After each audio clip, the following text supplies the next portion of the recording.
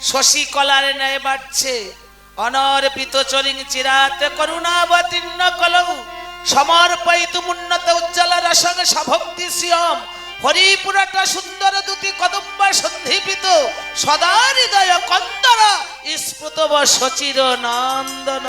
দেবাইকে কাছে পেয়ে, পুত্রকে কাছে পেয়ে ওই যে বিশ্বরূপকে হারানোর যন্ত্রণা, কষ্ট, ব্যথা ভুলে গেছে। শচী দেবী এটা জানে না যে ওই যে আমার গৌর হরি, আমার নিমাই যেভাবে সন্তানকে স্নেহের বন্ধনে আজ বাঁধতে চাইছে, ও বাঁধন তো ওর জন্য নয়। কি বাবা, ওটা কি ওর জন্যে? ও যে জীবের কল্যাণ বস্তু, আমার নিমাই সুন্দর, আমার গৌর হরি এই পাপা হতো কলির জীবের কল্যাণ বস্তু। এই পাপা হতো কলির জীবকে হরি নাম কৃষ্ণ নাম দিয়ে উদ্ধার করবার জন্য দুদিনের জন্য শচীর ঘরে এসে জন্মগ্রহণ করেছে মাত্র।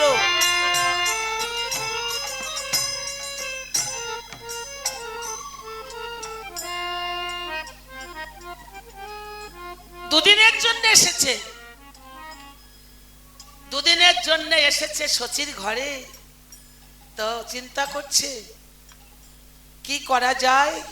অন্তর্যামী তো আমার প্রভু, আমার গৌর হরি অন্তর্যামী না? সত্য যুগে ছিলেন হরি চক্রধারী, ত্রেতায়ে রাম ছিলেন ধনুকধারী, দাপরে কৃষ্ণ ছিল বংশীধারী, কলির যুগে আমার গৌর হরি হাতে কিছু নেননি, আনেনি। বলছে অস্ত্র দিয়ে যা কিছু আদায় করা যায়নি, কলির যুগে আমার হাতে থাকবে, আমার কাছে থাকবে একমাত্র হরিনাম প্রেম অস্ত্র। আমি হরিনাম প্রেম অস্ত্র দিয়ে ওই পাপা হতো কলির জীবের কাছ থেকে আমি প্রেম ভালোবাসা আমি আদায় করে নেব। যা কোনোদিন আমি আদায় করে নিতে পারিনি, আমি ওই হরিনামের অস্ত্র দিয়ে আমি প্রেম ভালোবাসা আদায় করে নেব। তাই আমার প্রভু কি করল, মায়ের মনের কথা জানতে পেরে চিন্তা করলো আমাকে একটু ছল করতে হবে। কি ছল? শচী দেবী প্রতিনিয়ত এই যে যেমন মন্দির, আমার শচী দেবীরও মন্দির ছিল, মাটির ঘর, মাটির ঘর ছিল, কিন্তু মা শচী দেবী প্রতিনিয়ত নিজের হাতে ওই মাটির ঘরখানা কি করছে, নিজের হাতে ওই মন্দিরখানা লেপন করছে। লেপন করি গোবিন্দ মন্দিরে যাবে, গোবিন্দ সেবা দিতে, গোবিন্দ পূজা করতে।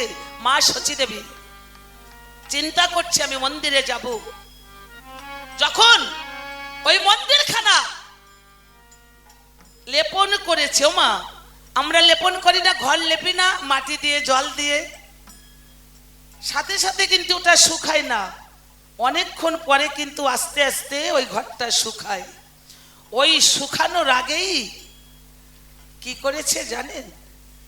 আমার প্রভু সবে মাত্র হামাগুড়ি দিতে শিখেছে, হাঁটতে পারে না এখনো, দু হাত দু পা দিয়ে, বাচ্চারা হাঁটে না, চলে না, দু হাত দু পা দিয়ে ওকে বলে হামাগুড়ি।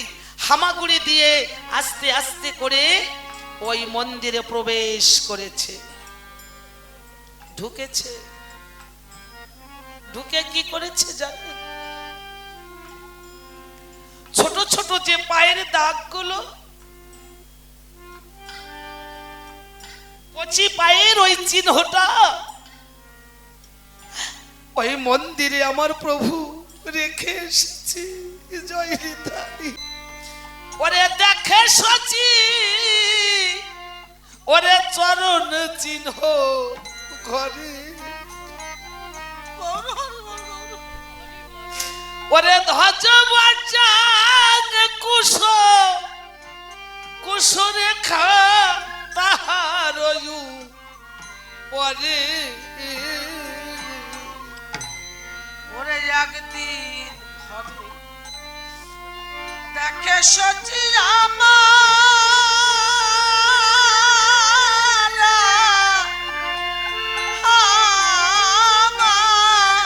ওই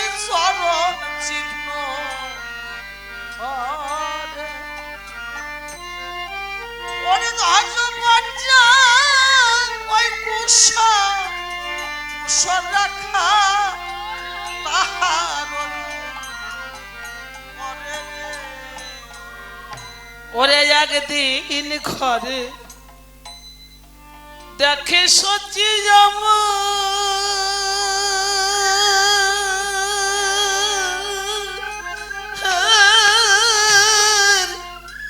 ওরে চরণ চিহ্ন ঘরে ওরে ওই ধ্বজ কুশ কুশ রেখা তাহার পরে রে। ওরে একদিন দেখে সচি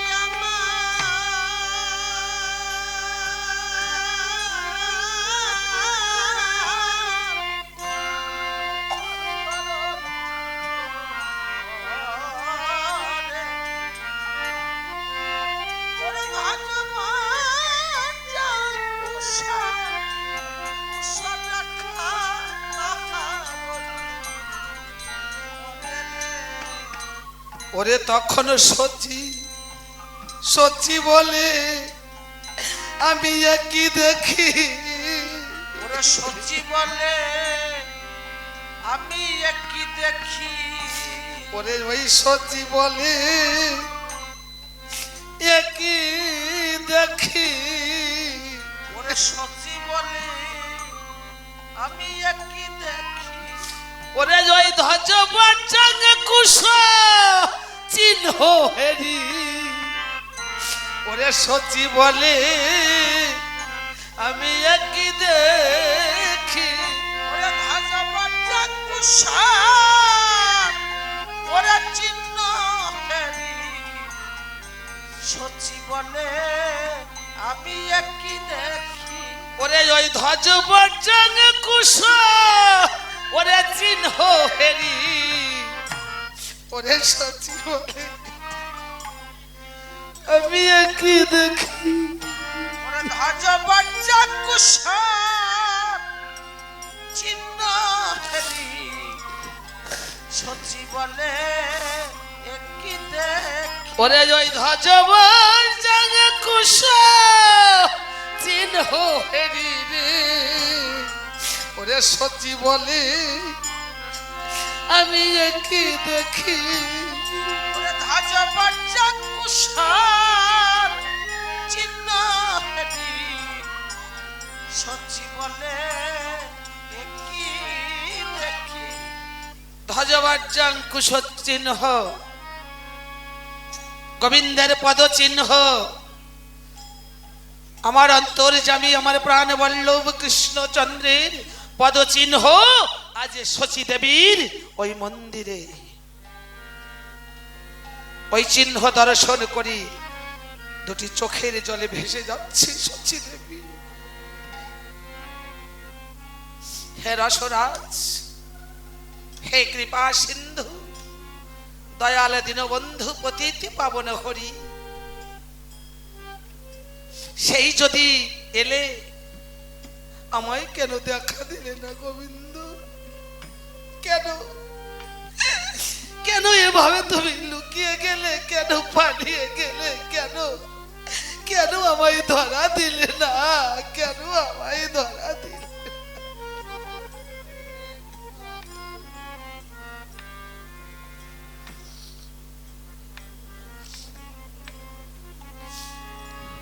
ধরা তো দিয়েছে দিয়েছে না?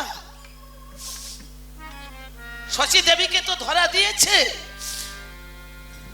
ধরার কাছে যেমন ধরা পড়েছিল আজ শচী দেবীর কাছেও তো সে ধরা বাধা। কিন্তু শচী দেবী তাকে চিনতেই পারছে না। কেন জানেন? চর্ম চক্ষু দিয়ে এই চোখ দিয়ে কখনো ভগবানকে দর্শন করা যায় না। জয় রাধে। যখন চোখের জলে ভাসছে মা শচী দেবী ওই চোখের জল ওই চরণে চিহ্ন প্রভু এক এক ফোঁটা জল ওখানে গিয়ে পড়ছে। এমন সময় আমার প্রভু চিন্তা করছে আর তো মাকে কাঁদানো যায় না। মা তো কাঁদছে, মা এখনো আমায় জানতে পারিনি। তাই মাকে জানানোর জন্যে, মাকে বোঝানোর জন্যে আজ তো আমার এই ছল। না না না, আর মাকে কাঁদানো যাবে না। অন্তর্যামী আমার প্রভু কি করলো? মায়েকে সান্ত্বনা দেবার জন্যে, মায়ের চোখের জল মোচন করবার জন্যে কি করলেন আমার অন্তর্যামী আমার প্রভু, আমার গৌর হরি কি করলেন? ওরে এই সব বলিতে বলিতে নিমাই করেছে ক্রন্দন, শচী দেবী কোলে করে তারে পিয়াইছে স্তন।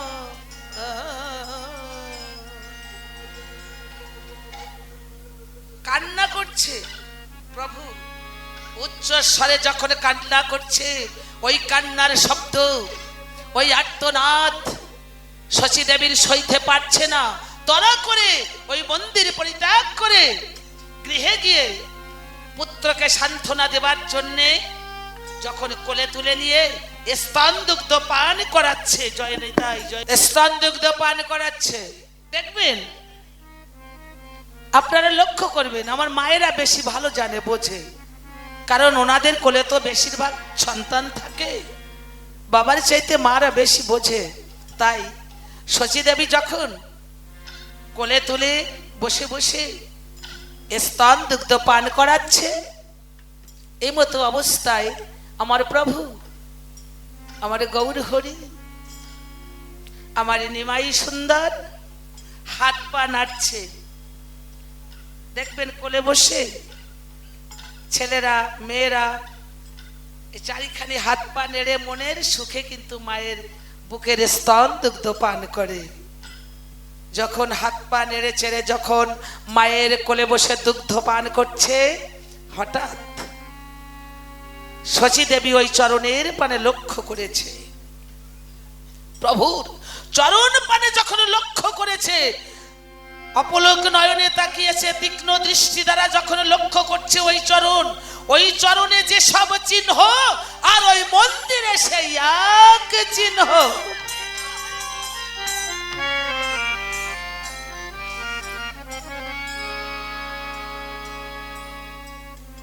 মন্দিরে যে চিহ্ন শচীর দেখলেও, আর শচীর পুত্র প্রভুর চরণে সেই একই চিহ্ন।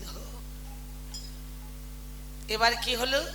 শচী ভাবছে, না, আমি কাউকে কিছু বলবো না, বলবো না, আমি আমার স্বামীর কাছে যাব, আমার স্বামী হয়তো আমায় বলতে পারবে, আমি যাকে পুত্র স্নেহে প্রতিপালন করে যাচ্ছি, যাকে আমি মায়ার জালে বাঁধতে যাচ্ছি, এ বুঝি আমার নয়? আমার এই মায়ার বাঁধন ছিন্ন করে, আমার এই আশার বাসাটা ভেঙে দিয়ে এও বুঝি আমায় ফাঁকি দিয়ে চলে যাবে?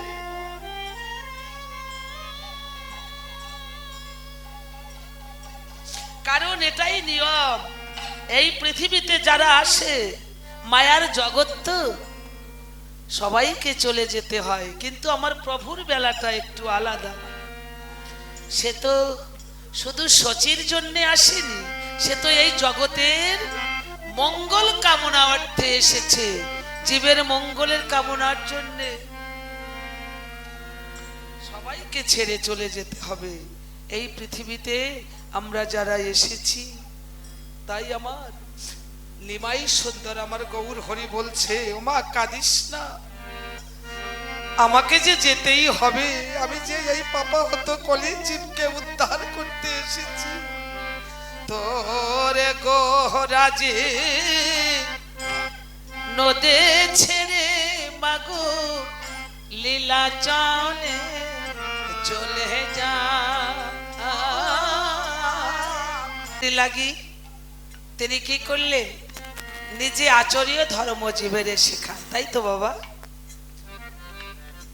বাল্যকাল শেষ করি, যৌবনে পদার্পণ করে বিষ্ণুপ্রিয়াকে কাছে টেনে আনলো এবং এই পাপা হতো কলির জীবের মুক্তির লাগি, গতির লাগি, যাতে আমরা ঠিকানা খুঁজে পাই, কুল পাই, কিনারা পাই। কি করলেন? সন্ন্যাস ধর্ম গ্রহণ করলেন। সন্ন্যাস না নেওয়া পর্যন্ত তো জীব উদ্ধার করতে সে পারেননি। আমাদের মতো সংসারে আবদ্ধ ছিল না প্রভু, ছিল তো। কি করলো? জীব উদ্ধার করতে হবে, সন্ন্যাস নিতে হবে, সন্ন্যাস তাকে নিতে হবে, তাছাড়া জীব উদ্ধার হবে না। বিষ্ণুপ্রিয়াকে ঘরে আনলো। প্রভু যখন সন্ন্যাস ধর্ম গ্রহণ করতে গেল, তখন তার বয়স ছিল কত? 24 বৎসর। কি বাবা, সত্যি 24 বৎসর বয়সে তিনি সন্ন্যাস গ্রহণ করলো। তখন বিষ্ণুপ্রিয়া ছিল বয়স কত?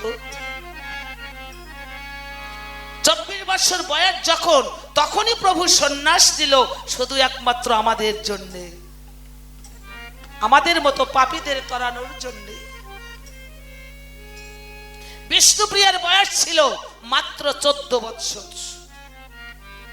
14 বৎসর বয়স বিষ্ণুপ্রিয়ার, আর প্রভুর বয়স 24। সন্ন্যাস গ্রহণ করবেন, জীব উদ্ধার করবেন। বিষ্ণুপ্রিয়ার কাছে গিয়ে বলল, বিষ্ণুপ্রিয়া আমি চলে যাব। বলছে, আমি জানি তুমি যাবে, তুমি না গেলে তো জীব উদ্ধার হবে না।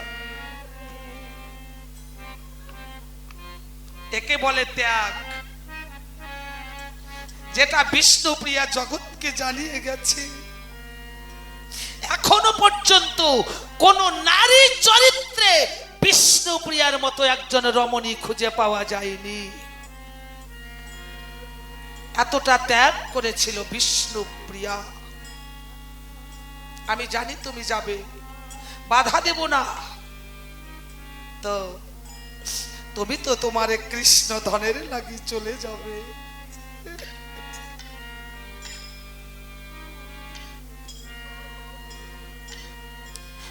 আমাকে কি দিয়ে যাবে? আমি কি নিয়ে থাকবো?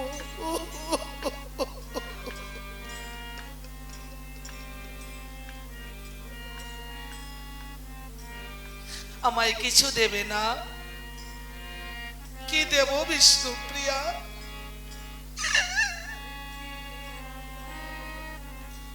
ও আমাকে চেয়ে নিতে হবে, তুমি দিতে পারছো না। তুমি যখন ওই নদী আর পথে পথে তোমার তুলে কৃষ্ণ প্রাণ কৃষ্ণ বলে যখন তুমি কেঁদে বেড়াবে,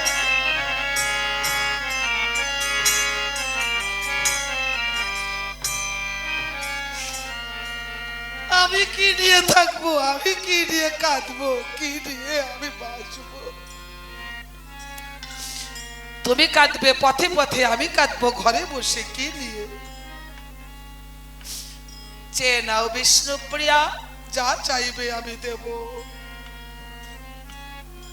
আমরা সংসার জীবনে 7 পাকে বেঁধে অগ্নি ব্রাহ্মণ কুলদেবতা সমাজকে সাক্ষী রেখে পিতা মাতা স্বামীর হাতে যখন অর্পণ করে, আমরা জীবন ভরে শুধু চাইলাম টাকা দাও, পয়সা দাও, ধন দাও, জন দাও, বাড়ি দাও, গাড়ি দাও, সন্তান দাও, এইগুলোই শুধু চাইলাম জীবন ভরে, তাই না মা? এ চাওয়ার ভিতরে কতটুকু সুখ পেয়েছেন, কতটুকু আনন্দ উপভোগ করেছেন? জীবনের খাতা খুলে হিসাব করুন, জীবন খাতার পাতা শূন্য। বিষ্ণুপ্রিয়া কি চাইলো জানেন?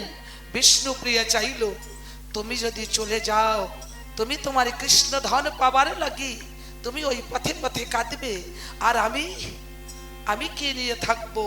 আমায় যদি ছেড়ে তোমায় চলে যেতে হয়, আমি কাঁদবো যাকে নিয়ে। যাবার আগে তুমি বিষ্ণুপ্রিয়ার জীবনে তার গৌর হরিকে দিয়ে যাও।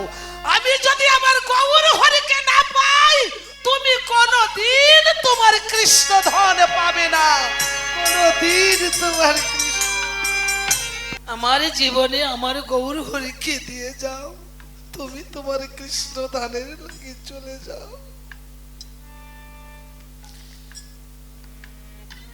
বিষ্ণুপ্রিয়া তার গৌর হরিকে চেয়ে নিল। প্রভু চলে যাবে। শচী দেবী দূরে দাঁড়িয়ে শুনছে পুত্রের কথা, বিষ্ণুপ্রিয়ার কথা। বলছে, ওরে বিষ্ণুপ্রিয়া, আমার পুত্রকে ধরে রাখলি না, তুই ছেড়ে দিলি। ধরে রাখা যাবে না মা, ও যে ধরে রাখবার নয়, ও যে দুদিনের জন্য এসেছিল, তাই ওকে চলে যেতেই হবে। মা ছুটে এসেছে, বলছে, মা তুমি কাঁদছো? বলছে, না আমি কাঁদছি না। তাহলে তোমার চোখে যে জল? বলছে, জল যে সুখের। দেখুন শচী দেবী কত বড় ত্যাগ করলো। সুখের জল, কেমন সুখের জল চোখে মা? কেন? তুই জানিস না পুত্র, তুই না অন্তর্যামী? তুই যদি সকল জীবের অন্তরের কথা জানিস, তোর মায়ের কথা তুই বুঝিস না? অপুত্র, আমি কি শুধু এই জন্মে কাঁদছি? এই জন্মে কাঁদাচ্ছিস আমাকে? আমাকে আরো কাঁদাসনি? যতবার তুই এই ধরা এসেছিস, ততবার আমি তোর মা হয়ে আমি ততবার এই ধরার বুকে এসেছি, ততবার এসেছি। সত্য যুগে তুই এসেছিস, আমি তোর মা হয়ে এসেছিলাম। ত্রেতা যুগে তুই এসেছিস, আমি তোর মা হয়ে এসেছিলাম। তারপরে তুই এসেছিস, আমি তোর মা সেজেছিলাম। আবার কলিতে কোথাও জায়গা হলো না, আমার কাছে জায়গা করে নিলি। তো আমি কাঁদছি না। হ্যাঁ, চোখের জল দেখছিস, এটা দুঃখের নয়, সুখের জল। কারণ আজ আমার পুত্র যাবে জীব তরাতে। পাপা হতো কলি জীব, হাজার হাজার লাখো লাখো কোটি কোটি সন্তান, কোটি কোটি মানুষ তোর মুখপানে তাকিয়ে আছে। আমার মতো ভাগ্যবতী নারী আর এই জগতের বুকে কে আছে? শোন পুত্র, আজ আমি তোকে বলছি, তুই সন্ন্যাস নিবি, তুই কাঁদবি ওই পথে পথে, আর আমি বিষ্ণুপ্রিয়া কাঁদবো এই ঘরে বসে। আমার চোখের জলে, বিষ্ণুপ্রিয়ার চোখের জলে সুন্দর একটা বিরহ নদী বয়ে যাবে। ওই নদীর উপরে দাঁড়িয়ে তুই সন্ন্যাসের সুরে বাঁশি বাজাবি। তোর বাঁশির সুর শুনে এই পাপাচ্ছন্ন কলের জীব হরিনাম কৃষ্ণ নামে উদ্ধার হয়ে চলে যাবে।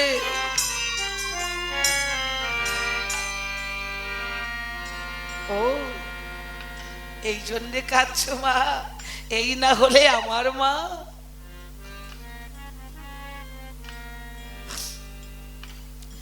চলে যায় যখন প্রভু, 24 বছর বয়সে সন্ন্যাস নিল, আর 24 বছর থেকে আসলো সন্ন্যাসে গিয়ে। 24 বছর থেকে আসলো সন্ন্যাসে গিয়ে, 48 বছর বয়সে প্রভু কিন্তু এসেছিল কোথায়? নবদ্বীপ, শিবাসাঙ্গিনায়। 48 বছর বয়সে ফিরল নবদ্বীপে। এবার শ্রী চৈতন্য মহাপ্রভু, হাজারে হাজারে লাখো লাখো কোটি কোটি মানুষ চৈতন্য মহাপ্রভুর দর্শনে যাচ্ছে। প্রভু সন্ন্যাস করে এসেছে, দর্শন করতে যাচ্ছে। বিষ্ণুপ্রিয়া শুনছে, আমার প্রাণনাথ এসেছে। শচী দেবী শুনছে, আমার পুত্র এসেছে। ডাক দিয়ে বলছে, নিতাই, ভাইকে, ভাইরে, এবার চলে গেলে তো এ জন্মে আর আশা হবে না, দেখা হবে না। তুই একটা কাজ করবি, যখন একবার সন্ন্যাস করে এসেছিস, শেষবারের মতো চল একবার বিষ্ণুপ্রিয়াকে আর মাকে দর্শন করে আসি। প্রভু কি বলছে জানেন? দাদা, যদি পারো তুমি মাকে নিয়ে এসো, আমি একবার মাকে দেখতে চাই। কেন বিষ্ণুপ্রিয়া? বলছে না, ওকে আর দেখা হবে না। বিষ্ণুপ্রিয়ার ওই চাঁদ বদনার দর্শন করা যাবে না। কেন যাবে না? কেন দাদা, তুমি কেন অবুঝের মতো কথা বলছো? তুমি জানো না শাস্ত্র বিধানে বলেছে, কোন গৃহস্থের ভবন থেকে কেউ যদি কখনো সন্ন্যাসী হয়, সন্ন্যাস ধর্ম গ্রহণ করে, তার 14 পুরুষ স্বর্গবাসী হয়। আর সন্ন্যাস করে এসে যদি নারীর মুখ, রমণীর মুখ দর্শন করে, তার সন্ন্যাস ভেঙে যায় এবং ওই মুহূর্তে 21 পুরুষ পর্যন্ত নরকগামী হতে হয়।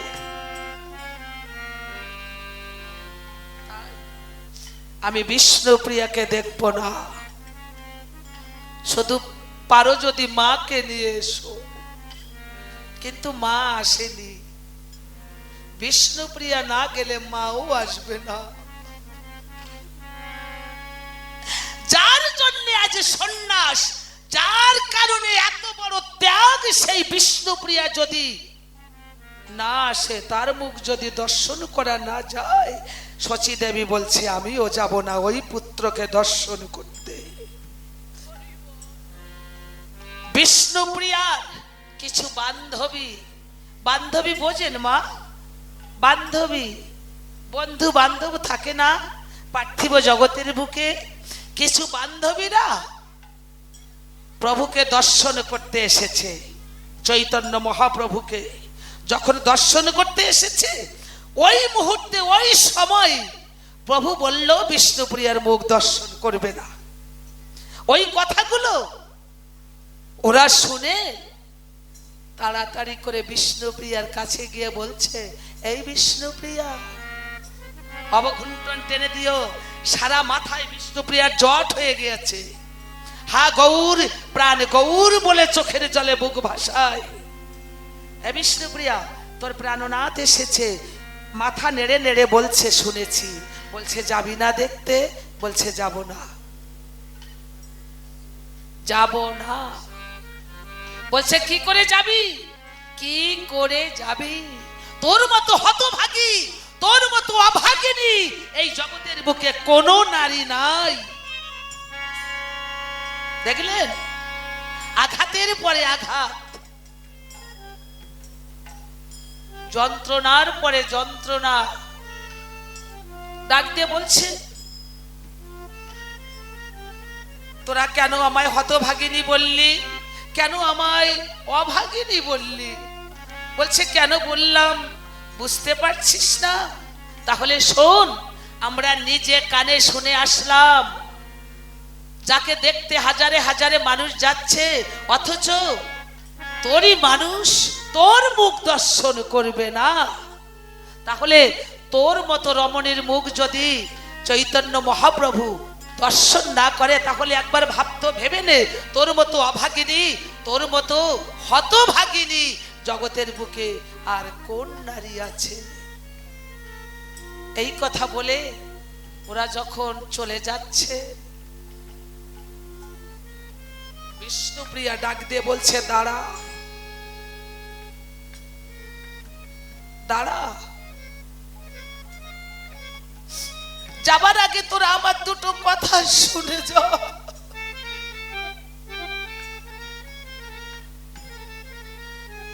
শুনে যা। তোরা আমায় হতভাগিনী বললি না, আমায় অভাগিনী বললি।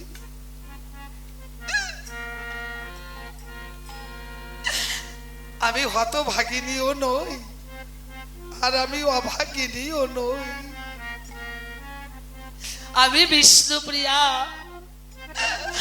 আমি বিষ্ণুপ্রিয়া হলাম সৌভাগ্যবতী।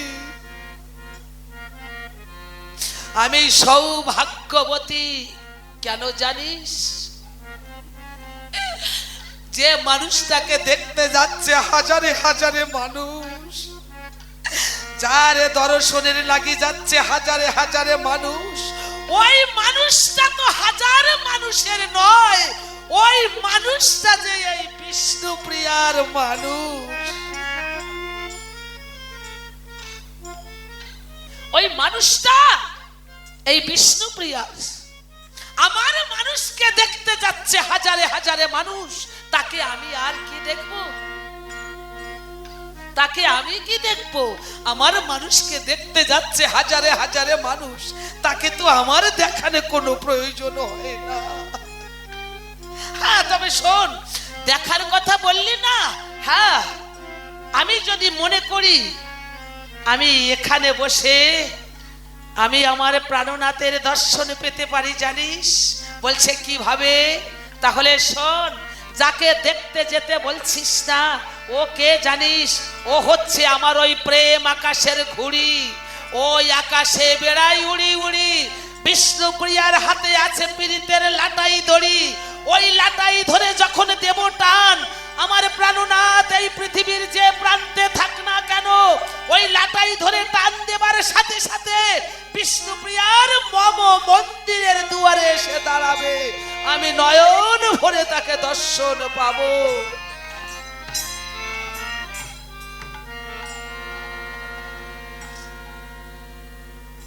তবে হ্যাঁ, প্রভু কিন্তু আমার চৈতন্য মহাপ্রভু এসেছিল কিন্তু বিষ্ণুপ্রিয়ার কাছে, কিন্তু দর্শন হয়নি, দেখা হয়নি। কাছে এসে বলছে ওখানে থেমে যাও। যখন হাঁটতে হাঁটতে যখন বিষ্ণুপ্রিয়ার সম্মুখে গিয়ে দাঁড়াবেন, তখনই বিষ্ণুপ্রিয়া ওই পদধ্বনি শুনে বলেছিল ওখানেই থেমে যাও, কাছে এসো না, তুমি সন্ন্যাসী, কাছে এসো না। বলছে হ্যাঁ, যাবো না কাছে বিষ্ণুপ্রিয়া, তো এবার চলে গেলে আর কোনোদিন আসবো না, তো তাই আমি আবার তোমায় কিছু দিয়ে যেতে চাই। কি দেবে বাবা? সন্ন্যাসী যারা, তাদের কাছে কি দেওয়ার মতো কিছু থাকে? দিতে পারে তারা কিছু? তো কি চাইবে? কি দেবে? কি দেবে? চৈতন্য মহাপ্রভু বিষ্ণুপ্রিয়াকে বলছে এবার চলে গেলে তো আর কোনোদিন আসবো না, তো বিদায় লগ্নে তোমার ওই পাদুকা দুখানা আমায় দিয়ে যাও। পাদুকা, সন্ন্যাসী আমার চৈতন্য মহাপ্রভুর চরণে ছিল কাঠের খড়ম। খড়ম বলল ওই খড়ম দুখানা আমায় দিয়ে যাও, তোমার ওই পাদুকা দুখানা আমার কাছে রেখে যাও। কারণ আমি মনে মনে করেছি বিবেচনা, যখন তুমি বললে আমার জীবনে আর কোনোদিন আসবে না, তখন থেকে আমি মনে মনে করেছি বিবেচনা, আমার চোখের জলে চিন্তিত করে ওই পাদুকা দুখানা রেখে দেব আমি ওই বেদিকার পরে। তুমি আমার কথা লইও, সন্ধ্যার পরে যখন তুমি সন্ন্যাসের বেশে ওই পাদুকার পরে দাঁড়াবে, আমি যখন তোমাকে সন্ন্যাসের বেশে ওই পাদুকার পরে দর্শন পাবো, এই বিষ্ণুপ্রিয়ার জীবনে যত কাম কামনা বাসনা আছে সব দূরে চলে যাবে। আমার জীবনে আর কোনোদিন কোনো কামনা বাসনা জাগবে না, কোনো বাসনা জাগবে না। ওই রূপ যখন আমি দর্শন পাবো, দুকা দুখানা রেখে ওই যে চলে গেল। এবার আমার গৌর হরি চৈতন্য মহাপ্রভু নাম দিচ্ছে প্রতিটি দ্বারে দ্বারে। একবার রে মধু মাখা হরি নাম বলো রে, একবার বলো রে, বলো রে, গেছে একেবারে মাখা হরি নয়নে ধারা, দুবাহু উত্থালন করে ডেকে ডেকে প্রতিটি জীবকে বলছে আমি নাম বিলাবো ওরে ঘরে ঘরে, আমি নাম বিলাব ঘরে ওরে আমি নাম বিলাবো ঘরে ঘরে, আমি নাম বিলাব ঘরে ঘরে ওরে এই সারা বিশ্ব ঘুরে ঘুরে আমি নাম বিলাবো ঘরে ঘরে, ওরে সারা বিশ্ব ঘুরে ঘুরে নাম বিলাব ঘরে ঘরে, ওরে সারা বিশ্ব ঘুরে ঘুরে নাম বিলাবো আমি ঘরে ঘরে।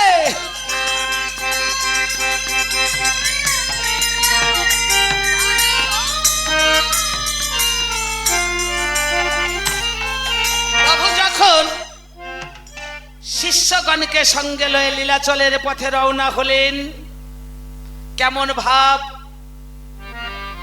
ক্ষুধা পেলে গাছের ফল, তৃষ্ণা পেলে গঙ্গা নদীর জল আকণ্ঠ পান করেন, শয্যায় যখন শায়িত হন ক্লান্ত হয়ে যান, গাছের যে মরা পাতা ওগুলো শিষ্যগণ কুড়িয়ে আমার চৈতন্য মহাপ্রভুর বিশ্রামের ব্যবস্থা করে দেন। দিন যায়, মাস যায়, চলে যাচ্ছে দিনের পর দিন, মাসের পর মাস, বছরের পর বছর। দুটি বাহু উত্থালন করে তিনি আজ নাম নিয়ে চলছে। এদিকে হঠাৎ একদিন আমার গৌরাঙ্গ মহাপ্রভুর, শ্রী চৈতন্য প্রভুর প্রিয় ভক্ত ছিল কে জানেন? গোবিন্দ ঘোষ। ডাক দিয়ে বলছে, গোবিন্দ, হ্যাঁ। চৈতন্য মহাপ্রভু ভাবছে, তুমি তো সন্ন্যাসী হয়েছ, দেখি একবার একটু পরীক্ষা নিয়ে দেখি। গোবিন্দ, তুমি কেমন সন্ন্যাসী হয়েছ, আমার পরীক্ষা নেওয়ার আছে। তাই বলছে, গোবিন্দ, গোবিন্দ, গোবিন্দ, কি হয়েছে প্রভু? আমি যে বড় ক্লান্ত, আমি বড় ক্ষুধার্ত, আমার সেবার ব্যবস্থা করো। কি করলো গোবিন্দ ঘোষ? কোথায় নিয়ে যাবে? যখন আমার ক্ষুধা লেগেছে, চৈতন্য মহাপ্রভু জানালে, গৌর হরি জানালে, এমন সময় ভগবানের কি লীলা, আমার লীলাময় হরি অন্তর্যামী ভগবান হঠাৎ এক ভক্ত ছুটে এসেছে আমার গৌরাঙ্গ মহাপ্রভুর কাছে। ডাক দিয়ে ওই ভক্ত গৌর হরিকে বলছে, ওগো প্রভু, একবার কৃপা করে সদল বল নিয়ে আজ আমার বাড়িতে গিয়ে মহোৎসব করবে। কৃপা করে আমার বাড়িতে একবার চলো প্রভু, একবার দয়া করে জয় রাধে। আমার বাড়িতে গিয়ে আমাকে ধন্য করবে, একবার চলো। ভক্তের বাসনা পূর্ণ করবার জন্যই তো ভগবান জীবনের সবকিছু ওই পদে উজাড় করে যদি তার শরণাপন্ন হওয়া যায়, সে বোঝা ভগবান যে বহন করে। আমার গৌর হরি কি করল? ওই ভক্তের মনস্কামনা পূর্ণ করবার জন্যে শিষ্যগণকে সঙ্গে লয়ে ওই ভক্তের বাড়ি উপস্থিত হয়ে আজ নাম সংকীর্তন করছে উচ্চস্বরে। হ্যাঁ, মধুর কৃষ্ণ বলে বাহু তুলে গৌর হরি বল, হরি বল। চারে মন পথে পথে মধুর কৃষ্ণ বলে বাহু তুলে নাচরে মন পথে পথে।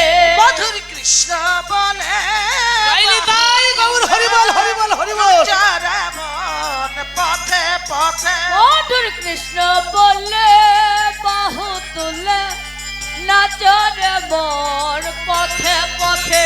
মনের জ্বালা দূরে যাবে, হ্যাঁ, কৃষ্ণ প্রেম উদয় হবে। মনের জ্বালা দূরে যাবে, কৃষ্ণ প্রেম উদয় হবে।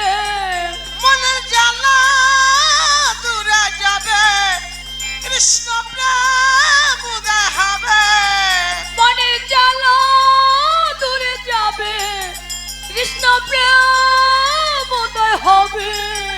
মধুর কৃষ্ণ বলে বাহু তুলে বল, হরি বল, হরি বল, হরি বল, গৌর হরি বল। মধুর কৃষ্ণ বলে বাহু তুলে নাচরে মন পথে পথে।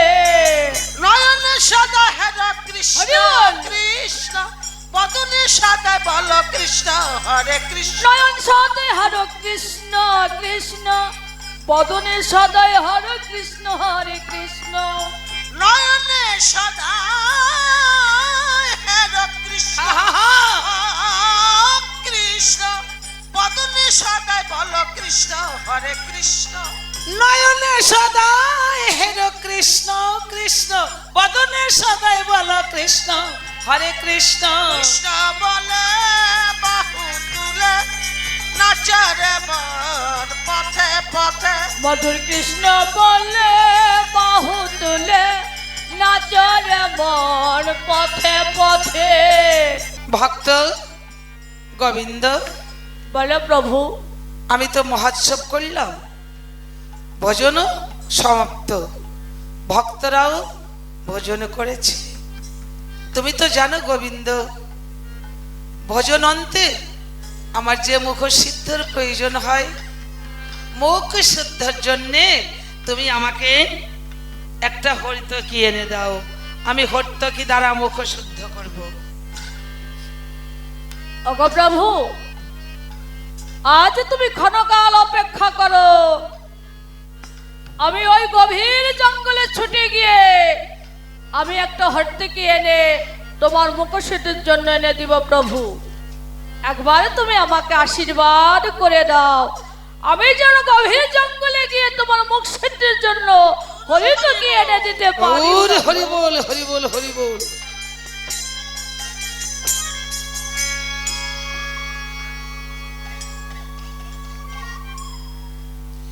তাই গোবিন্দ ঘোষ গৌরাঙ্গ মহাপ্রভুর মনোবাসনা পূর্ণার্থে মুখ শুদ্ধর লাগি ওই গভীর জঙ্গলে ছুটে গেল। ওরে এত বলি গোবিন্দ ঘোষ বাহির হই, তো বলি গোবিন্দ ঘোষ বাহির হইল। ওরে ওই নিকটস্থ আগে জঙ্গলে প্রবেশ করিল। ওই নিকটস্থ এক জঙ্গলে প্রবেশ করিল। ওরে ওই নিকটস্থ আগে জঙ্গলে প্রবেশ করিল। ওই নিকটস্থ এক জঙ্গলে প্রবেশ করিল। গোবিন্দ ঘোষ হরিতকি গাছ থেকে, প্রভু কিন্তু একটা হরিতকি চেয়েছে, এটাই পরীক্ষা যে কেমন তুমি সন্ন্যাসী হয়েছো, কেমন সংসারকে পরিত্যাগ করেছো, এটাই আমার জানা আছে। আর গোবিন্দ কি করলো?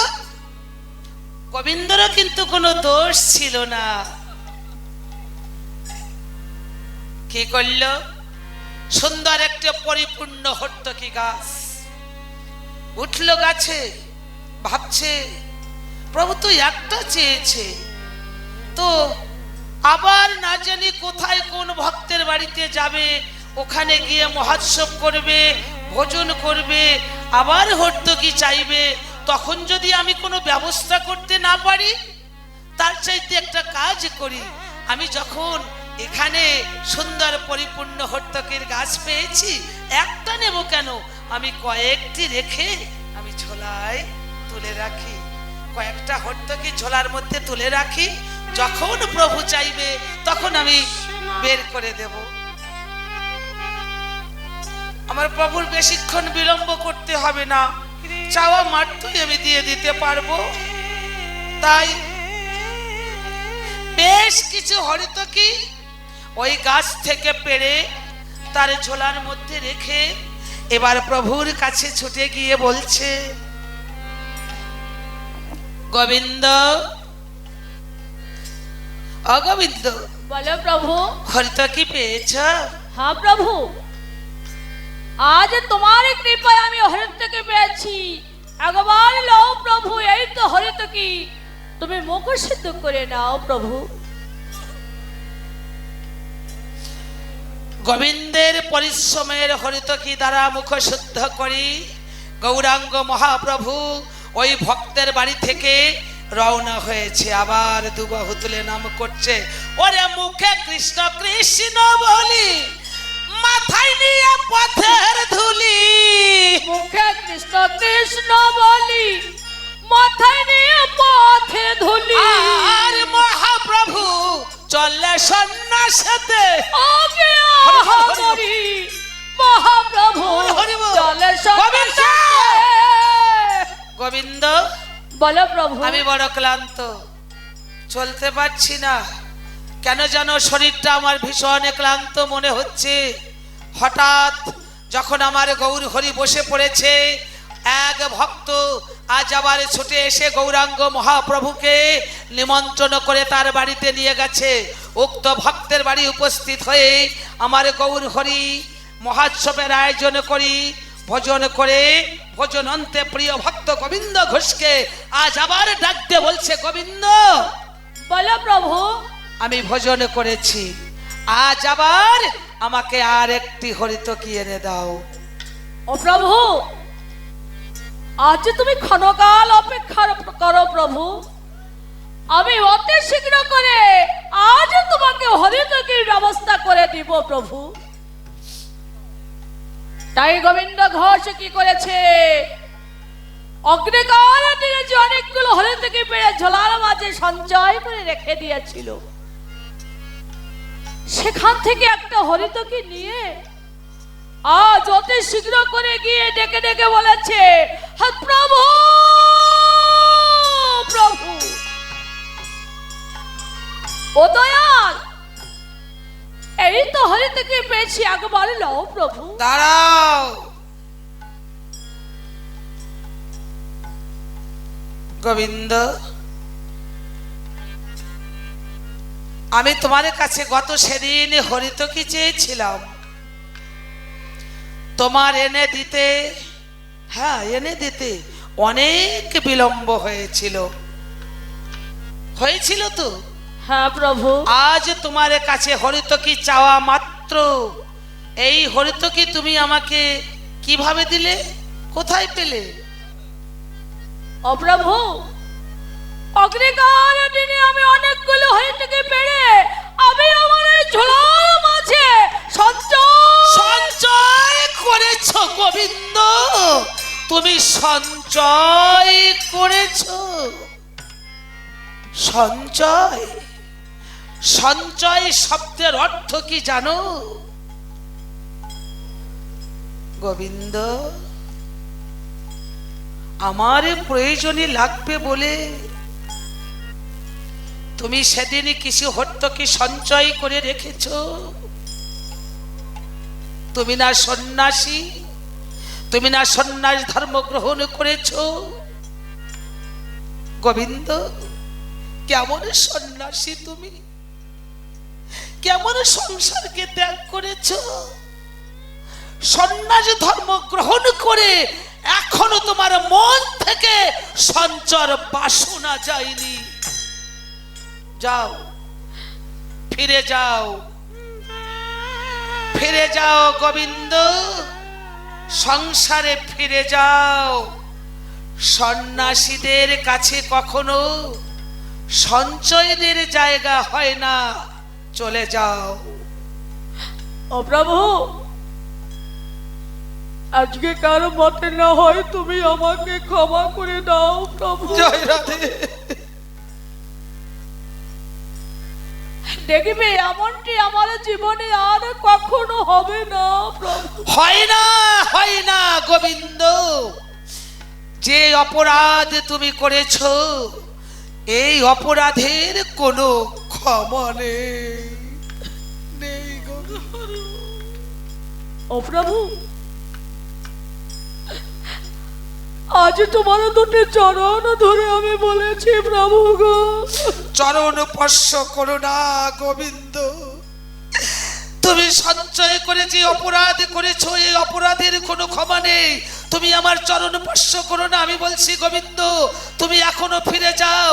যার মন থেকে এখনো সঞ্চয় বাসনা যায়নি সে কখনো আমার সঙ্গে যেতে পারে না, হতে পারে না প্রভু গো।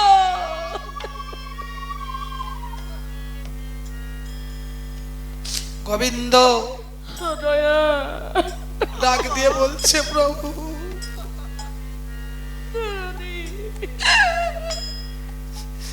তুমি কেন আমায় জানতে পারলে না?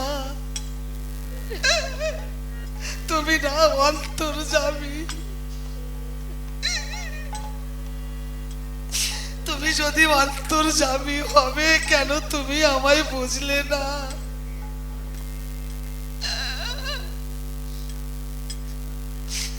আমি তোমায় কষ্ট দেব না বলে আমি ভাবলাম যে আমি কিছু হরিতকি রেখে দেই, প্রভু যখন চাইবে তখনই দিয়ে দেব, কষ্ট হবে না। আমি তো সঞ্চয় করেছি তোমার জন্যে, আর কারো জন্যে নয়।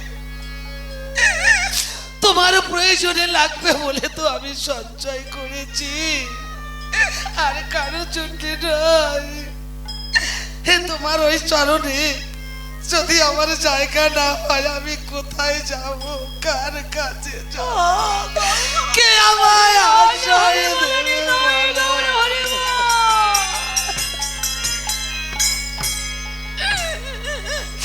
তুমি কি আমায় বোঝো না? আমায় বুঝতে কেন চাইছো না? ওরে আমি আর কিছু চাই না,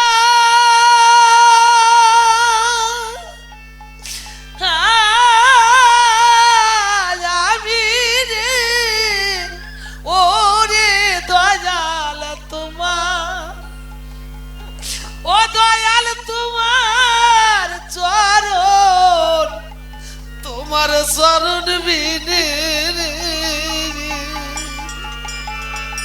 আমি আর কিছু চাই না,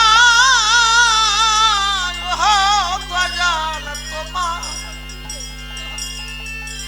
তোমার চরণ, তোমার চরণ বিনে। ওরে তোমার তোমার চরণ ছায়া, ওরে প্রাণ জুড়াবো বড় আশা,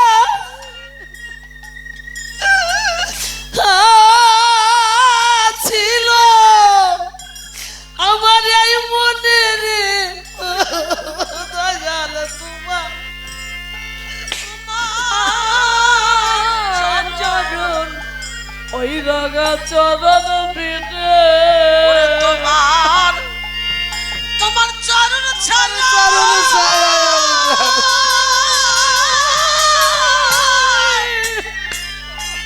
আমি প্রাণ জুড়াবো বড় আশা ছিল এই মনের দয়াল তোমার, তোমার চরণ, ওই রাগা চরণ বিনে। ওরে তুমি সবই ওরে করতে পারো রে দয়াল, ওরে তোমার হাতে সব, ওরে তুমি হাসাও কাঁদাও ডুবাও ভাসাও, ওরে অতুল বৈভব, আরে তুমি সবই করতে পারো রে দয়াল,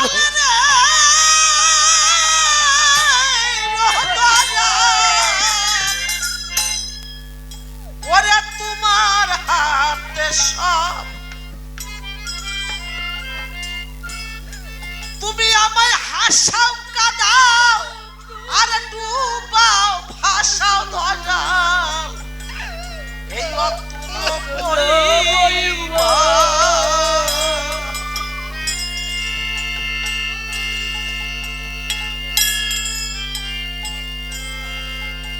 ওরে তুমি সবই ওরে করতে পারো, ওরে তোমার হাতে সব, তুমি হাসাও কাঁদাও ডুবাও ভাসাও জলে, ওরে অতলা বইবা। ওরে আমার এই জীবনে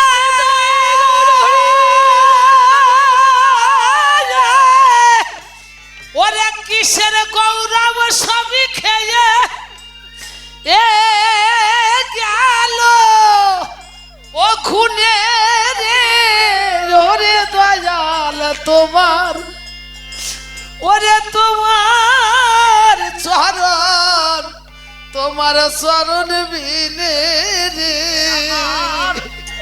ওরে আমার এই জীবনে কিসের গৌরব,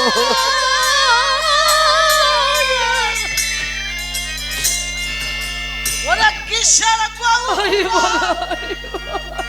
ও দয়াল আমার সবই গেল ও ঘুরে রে হরে দয়াল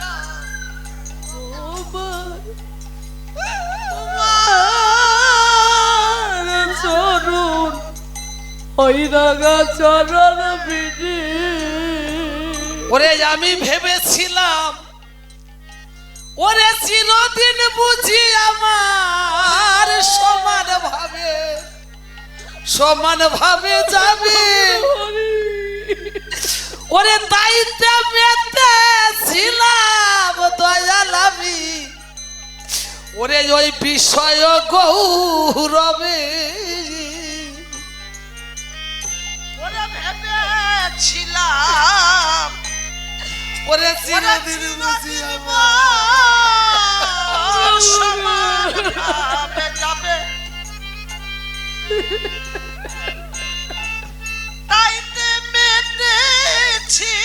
মেতেছিলাম ওরে দয়াল তোমার এই বিষয় বৈভাবে ওরে এখন ওরে দেখি তোমায় ভাবে ওরে সবই আমার গেল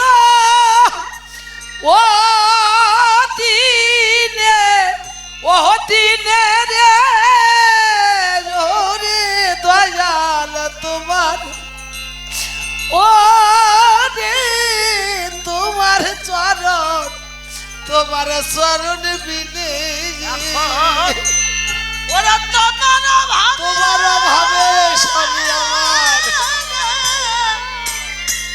সবই আমার গেল দিনে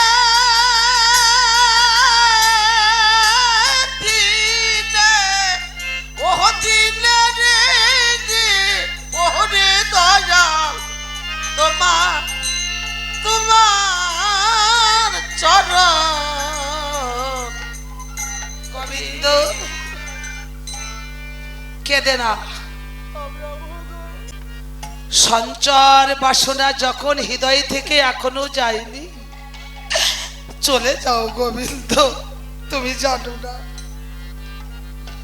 তুমি জানো না গোবিন্দ আমার যত শিষ্য আদি আছে সবার চাইতে আমি তোমায় বেশি আপন করে নিয়েছিলাম শুধু তাই নয় আমার এই হৃদয় মন্দিরে আমি তোমার জন্য একখানা আসন তৈরি করেছিলাম হ্যাঁ গোবিন্দ আমার এই হৃদয় মন্দিরে আমি তোমার জন্য একখানা আসন তৈরি করেছিলাম জানো গোবিন্দ আমি মনে মনে ভেবেছিলাম আমার এই হৃদয় আসনে আমি নিজের হাতে তোমাকে বসাবো আমার সেই আসনখানা একেবারে ভেঙে চুরমার হয়ে গেছে প্রভু গো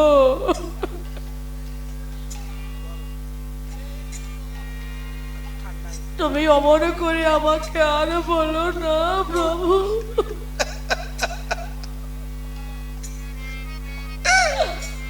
প্রভু তুমি কি জানো না প্রভু আমার ঘর আমার স্ত্রী পুত্র সব কিছু আমি পিছনে ফেলে এসেছি প্রভু আমার বলতে যাহা কিছু আছে সব কিছু আমি পিছনে ফেলে মিথ্যা কথা গোবিন্দ সব তুমি মিথ্যা বলছো চলে যাও গোবিন্দ আমাকে বারবার বিরক্ত করো না আমি তোমায় সহ্য করতে পারছি না গোবিন্দ আজ আমি তোমাকে বলছি তুমি চলে যাও ফিরে যাও সংসারে এরপরও যদি তুমি আমাকে বিরক্ত করো গোবিন্দ আমি তোমায় কিন্তু অভিশাপ দিতে বাধ্য হব না প্রভু অভিশাপ আমাকে করো না বাধ্য এই জগতের মুখে অভিশাপ যে বড় ভয়ঙ্কর বড় বিপদ তুমি আমাকে অভিশাপ করো না প্রভু সত্যই আমি তোমাকে ছেড়ে চির বিদায় নিয়ে চলে যাব প্রভু।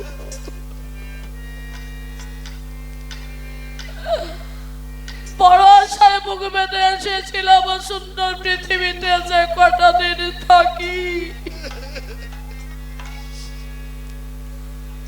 তোমার চরণ সেবা করতে করতে আমার এই জীবনের গোনা দিনগুলো ভরিয়ে যাবে।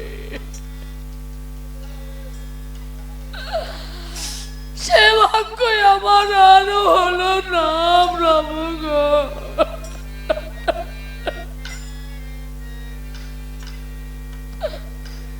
সত্যই যখন তুমি আমাকে সইতে পারছো না, আমাকে বিদায় দিবে,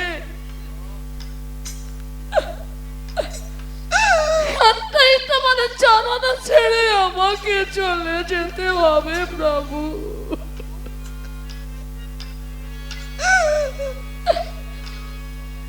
তবে আমি তো তোমার চরণ ছেড়ে চলে যাব, আমার জীবনে হয়তো তোমার সঙ্গে আমার আর দেখা হবে না।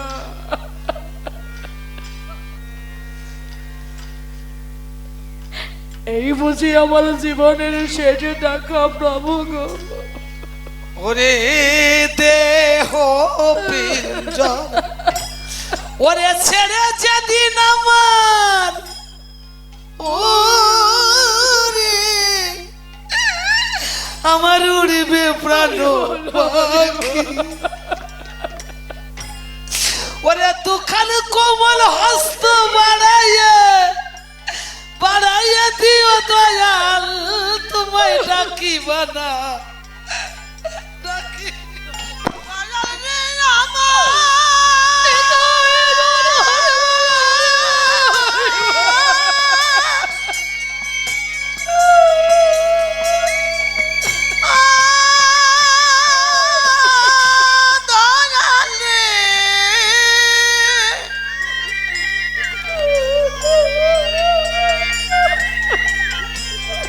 দয়াল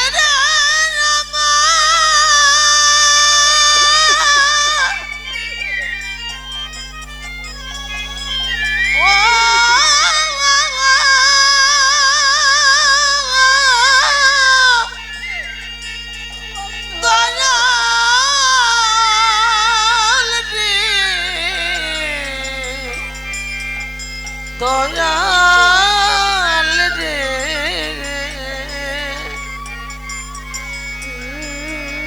দয়াল রে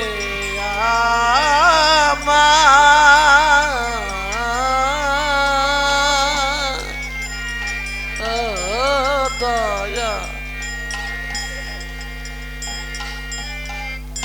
ওরে আমার দেহ পিঞ্জা, ওরে ছেড়ে যেদিন দয়াল আমার উড়বে প্রাণ পাখি।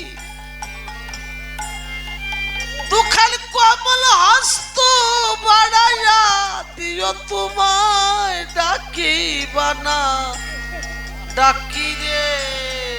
ওরে আমার